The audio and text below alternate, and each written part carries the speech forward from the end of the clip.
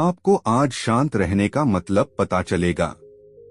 एक बार एक सम्राट के पुराने वजीर की मृत्यु हो गई। वजीर बहुत बुद्धिमान था, लेकिन उसकी अचानक मृत्यु हो गई, इसलिए अब नए मंत्री की तलाश शुरू की गई। साम्राज्य बहुत बड़ा था, इसलिए उसे संभालने के लिए एक बुद्धिमान और दूरदर्शी वजीर की जरूरत थी। पूरे राज्य में सबसे बुद्धिमान और चतुर व्यक्ति की तलाश शुरू हो गई है। इसके लिए राज्य भर में कई तरह की परीक्षाएं आयोजित की गईं। पूरे राज्य से विचारशील और बुद्धिमान व्यक्तियों को चुना गया और फिर उनकी और भी कठिन परीक्षाएं ली गईं और अंत में केवल 3 चुने हुए व्यक्तियों को राजधानी लाया गया ताकि सम्राट उनकी अंतिम परीक्षा ले सके। उन तीनों को एक कमरे में रखा गया और इसकी घोषणा स्वयं सम्राट ने की थी कि कल उनकी अंतिम परीक्षा ली जाएगी और जो इसमें उत्तीर्ण होगा उसे राज्य का वजीर घोषित कर दिया जाएगा। परंतु आश्चर्य की बात थी कि शाम होते होते यह बात सारी राजधानी में फैल गई। सम्राट कल कौन सी परीक्षा लेने वाला है? सारे शहर में इसी बात की चर्चा होने लगी। सम्राट एक बहुत ही अजीब परीक्षा लेना चाहता था। कल सुबह उन तीनों को महल के एक बड़े कमरे में बंद कर दिया जाएगा और एक बड़ा ताला लगा दिया जाएगा।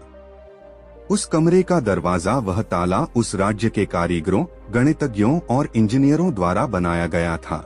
उस ताले पर कोई चाबी नहीं थी, केवल कानून पर गणित के कुछ अंक लिखे हुए थे और उन अंकों में कोई पहेली छिपी हुई थी। जो उस पहेली को हल कर लेगा वही उस ताले को खोल पाएगा। धीरे धीरे यह बात उन तीनों तक पहुंच गई कि कल उन तीनों को एक कमरे में बंद कर दिया जाएगा और वहां ताला लगा दिया जाएगा। इसकी कोई चाबी नहीं है, बस उस ताले पर गणित के कुछ नंबर खुदे हुए हैं जिसमें एक पहेली छिपी हुई है। उन तीनों में से जो भी उन नंबरों का उपयोग करके पहेली को हल करेगा और सबसे पहले दरवाजा खोलेगा और कमरे से बाहर आ जाओ, उसे वजीर बना दिया जाएगा। यह सुनते ही 3 में से 2 बाजार की ओर भागे और ताले के बारे में जितनी भी गणित की किताबें मिल सकती थीं वे सब ले आए और उनका अध्ययन करने लगे। लेकिन तीसरी सबसे अजीब थी, वह न तो कहीं गया और न ही कोई किताब लाया और अंधेरा होते ही सो गया। बाकी दोनों ने सोचा कि शायद डर के मारे उन्होंने परीक्षा न देने का निर्णय लिया,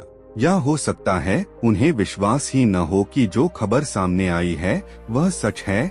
लेकिन फिर भी उन्होंने कोई मौका छोड़ना ठीक नहीं समझा, क्योंकि यह जीवन में एक बार मिलने वाला मौका था। वे पूरी रात जागकर किताबें पढ़ते रहे, ताला विज्ञान से संबंधित जो भी साहित्य था। जब सुबह हुई तो तीसरा व्यक्ति उठा और उन तीनों को सम्राट के सामने पेश किया गया। वहाँ उन्हें पता चला कि यह अफवाह सच थी। उन तीनों को एक बड़े कमरे के अंदर बंद कर दिया गया था जिसके बाहर ताला लगा हुआ था कुछ गणितीय अंकों के साथ। अंकित, आप तीनों में से जो भी इन अंकों में छुपी पहेली को सुलझा लेगा वह दरवाजा खोल सकेगा, और जो दरवाजा खोलकर पहले मेरे पास आएगा मैं उसे अपना वजीर बना लूंगा। मैं बाहर आप तीनों का इंतजार करूंगा। इतना कहकर बादशाह चला गया। वे दोनों व्यक्ति जिन्होंने पूरी रात पढ़ाई की थी कुछ किताबें लाए थे। दरवाजा बंद होते ही उसने अपने कपड़ों में छुपी हुई उन किताबों को बाहर निकाला और ताले पर लिखे नंबरों को एक कागज के टुकड़े पर लिखकर उनका हल ढूंढने लगा।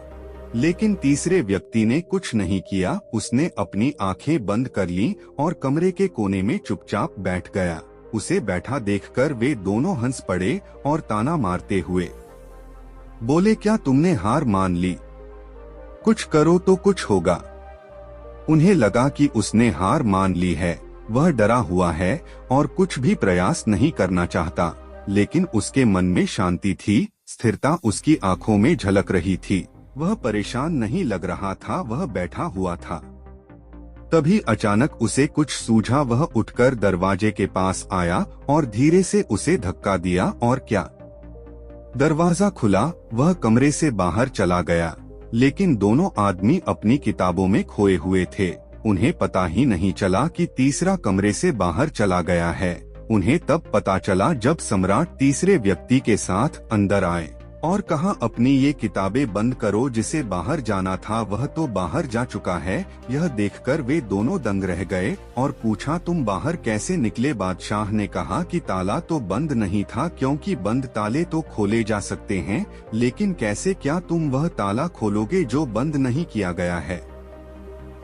यह आदमी आप में से सबसे बुद्धिमान है, क्योंकि इसने बुद्धिमान होने का पहला परिचय दिया है। ताले पर लिखे नंबरों को हल करने से पहले यह पता लगाने की कोशिश करता है कि ताला बंद है या नहीं। एक आदमी वास्तव में होशियार है जो किसी भी समस्या को हल करने से पहले यह जांचता है कि जो वह हल करने जा रहा है वह वास्तव में समस्या है या नहीं। तो यह आदमी हमारे राज्य का सबसे चतुर व्यक्ति है। हम इसे अपना वजीर नियुक्त करते हैं। तो दोस्तों, इस कहानी से यही सीखने वाली बात है कि जब भी हमें लगे कि हमारे सामने कोई बड़ी समस्या है, तो घबराकर उस समस्या का समाधान ढूंढने की बजाय हमें शांति से सोचना चाहिए कि जो मैं समझ रहा हूँ वह वास्तव में समस्या है या नहीं, या वास्तविक समस्या कुछ और है जो मैं अभी नहीं देख पा रहा हूँ।